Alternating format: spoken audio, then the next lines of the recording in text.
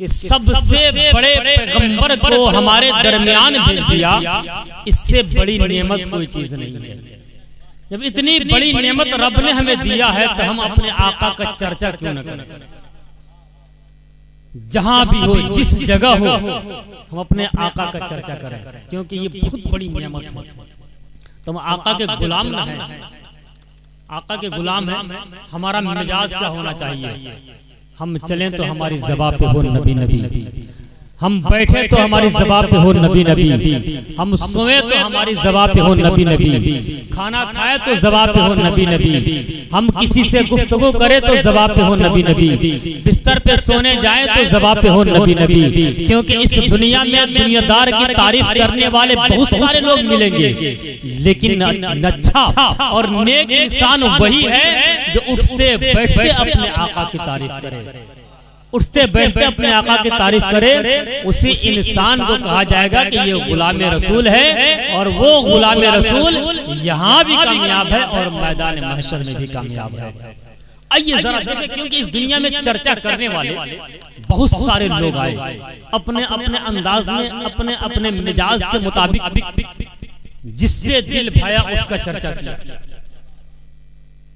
जिसको उन्होंने अपना आइडियल समझा उसका चर्चा किया, जिसको अपना रहनुमा समझा उसका चर्चा किया। किसी ने लैला मजनू की चर्चा की, लैला मजनू की तारीफ की, क्योंकि इस दुनिया में कलमकारों की कमी नहीं है। जैसे हाफिज तौसीफ रज़ा है, शायर हैं, नबी की नात पढ़ते हैं, तो ये खड़े होंगे स्टेज पर तो नबी की नात पढ़ेंगे किस अंदाज में कि बुलबुल को फूल शमा को परवाना चाहिए, मुझको भी रसूल पाक का दीवाना चाहिए, क्यों आ गए पलटकर मदीने से हाजियो,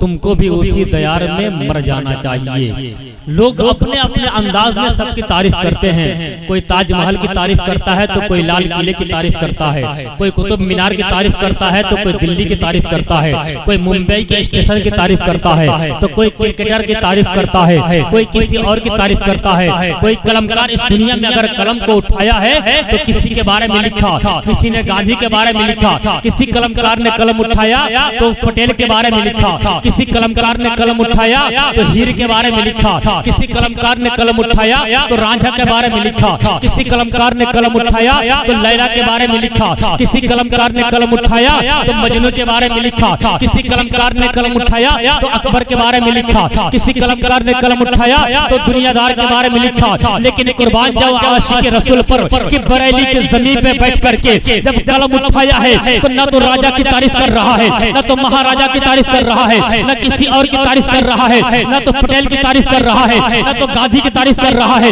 न तो लैला की तारीफ कर रहा है, न तो मजनू की तारीफ कर रहा है, न तो कुतुब मीनार की तारीफ कर रहा है, न तो लाल किले की तारीफ कर रहा है, न तो हिंदुस्तान की तारीफ कर रहा है, बल्कि किसी की तारीफ नहीं कर रहा है। सारे लोगों ने अपने अपने अंदाज में तारीफ किया। किसी ने कलम उठाया तो आदम अलैहिस्सलाम की तारीफ की, किसी ने कलम उठाया तो किसी और की तारीफ की। लेकिन कुर्बान जाए बरेली के ताजदार पर कि जब उसने ये देखा कि दुनिया में जितने कलमकार हैं सारे लोगों ने अपने अपने अंदाज में कलम को उठा करके कोई किसी को खूबसूरत कहा, कोई किसी को हसीन जमील कहा, कोई किसी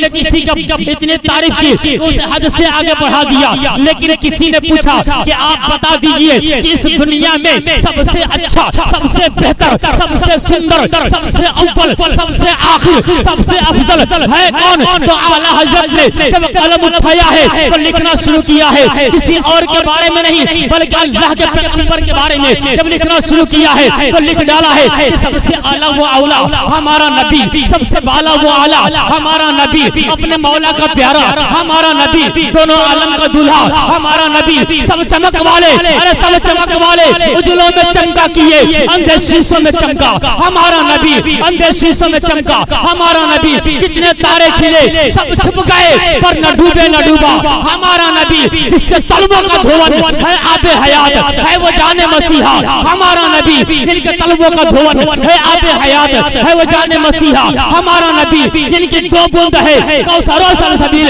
है वो रहमत का दरिया हमारा नबी। और आगे जो पढ़ा तो क्या लिखता है कि दुनियादार जो है दुनिया वाले पे भरोसा करते हैं, लेकिन आला हजरत ने फरमाया कि कौन देता है, देने को मुंह चाहिए, अरे देने वाला है सच्चा हमारा नबी। जैसे सबका खुदा एक है वैसे